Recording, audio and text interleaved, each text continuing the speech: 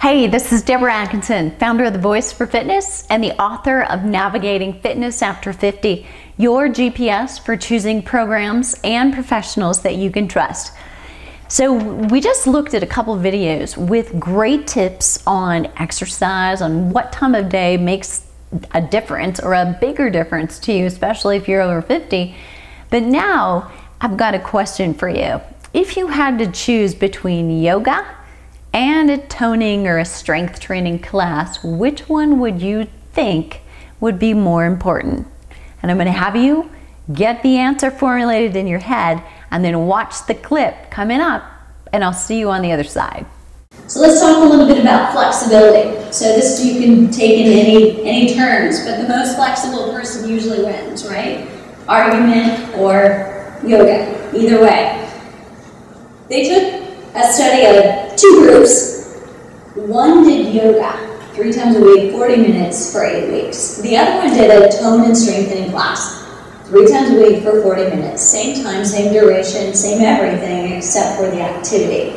At the end of 8 weeks, they measured recall, memory, speed of reasoning, ability to focus on a task. So all cognitive tasks.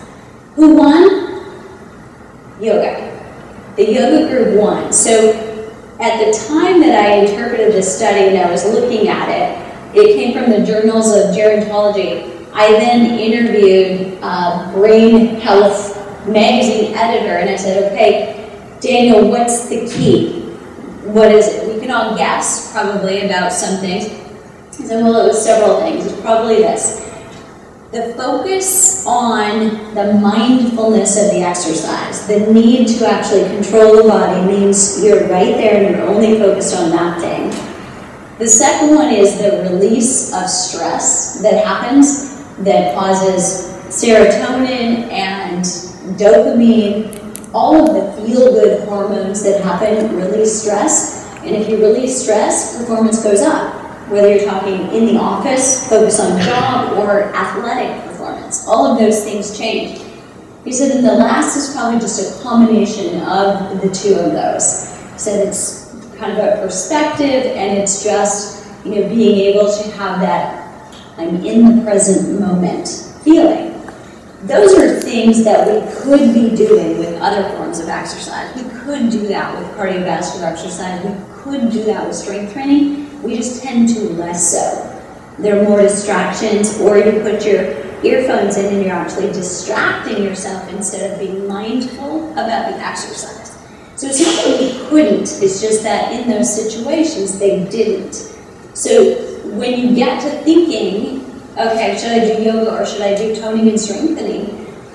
We don't want you to give up the tone and strength because you need the muscle, you need the bone density. So where do you come up with those extra hours to fit this all in? That becomes the problem. It's a part-time job, if not full-time, right? So small bits, small doses of stretching, say at the end that's very focused, can help. Or changing the way you strength train. So you close your eyes and do your set, and you think more mindfully about what it is you're doing. So you've watched it, now you know. Maybe with a little confusion, if you need brain boosting power from exercise, yoga's winning hands down. But here's the suggestion.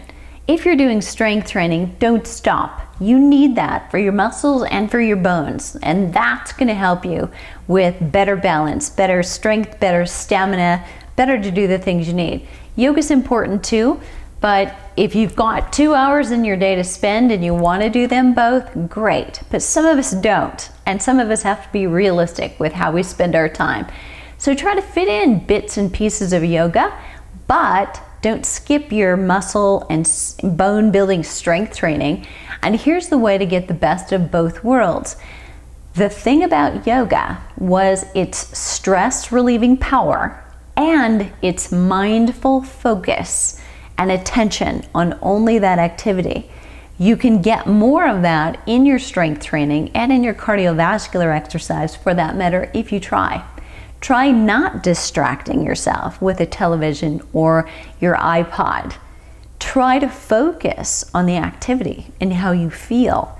Let your thoughts be about the exercise, and you'll find that you can make mindful exercise brain boosting exercise out of just about any activity you choose to do.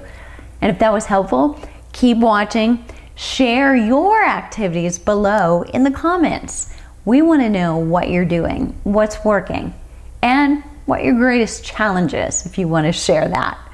So subscribe here or keep watching right now, and I'll see you at the next video.